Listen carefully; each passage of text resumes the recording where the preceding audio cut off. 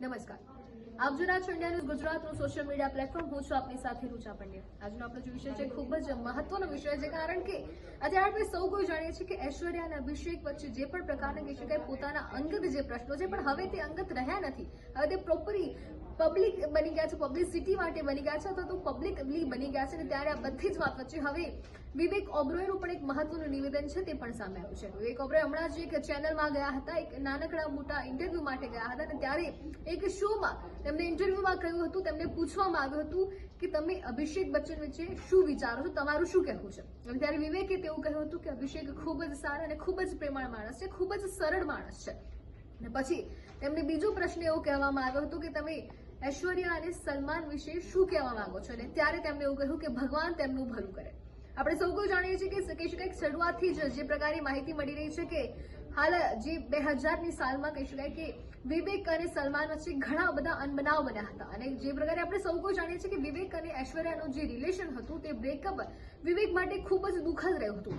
2003માં પણ કહી શકાય કે ખાસ જ્યારે સલમાન અને ઐશ્વર્યાનું બ્રેકઅપ થયું હતું તે પણ સલમાન માટે પણ તેટલું જ દુઃખદ હતું. અને ત્યારે 2000ની જો ફરી એકવાર વાત કરીએ તો 2000માં જ્યારે વિવેક અને ઐશ્વર્યાનું જ્યારે બ્રેકઅપ થતું હતું તે સમયે બંને વચ્ચે ખૂબ જ અનબનાવ બન્યા હતા. અને ત્યારે કહી શકાય કે સલમાને પણ એમાં ઇન્ટરફિયર કર્યું હતું 2003માં પણ ખાસ કહી શકાય. તે પછી વિવેક માટે ખૂબ જ દયનીય જે સમય હતો તે કહી શકાય, કારણ કે તેના પછી તેને બોલિવૂડમાંથી બોયકટ કરી દેવામાં આવ્યો હતો. કારણ કે સલમાન તો સલમાન ભાઈ છે, અને આ બધી જ વાત વચ્ચે આપણે તેમાં નથી જો. પણ હાલ ફરી એકવાર તે વિષયમાં પાછા આવીએ કે જ્યારે વિવેક ઓબેરોયને તે જ વ્યક્તિ માટે પૂછવામાં આવ્યું જે વ્યક્તિ સાથે તેના ઘણા ખરાબ સંબંધો જે તે સમય હતા, અને તે વ્યક્તિને હાલ પૂછવામાં આવ્યું કે હવે તમે આટલા વર્ષ પછી તમારું ઐશ્વર્યા અને સલમાન વિશે શું કહેવું છે. અને ત્યારે વિવેકે ખૂબ જ સરળ રીતે કહ્યું કે ભગવાન તેમનું ભલું કરે.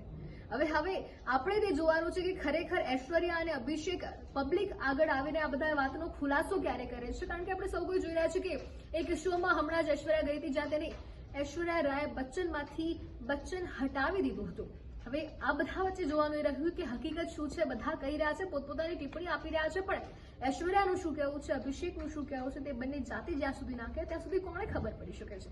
અને તે દિવસની બધા જ અત્યારે રાહ જોઈને બેઠા છે. પણ અમે તમને બધી જ નાની મોટી અપડેટ્સ આપતા રહીશું. અમારા સાથે જોડાયેલા રહો. આભાર.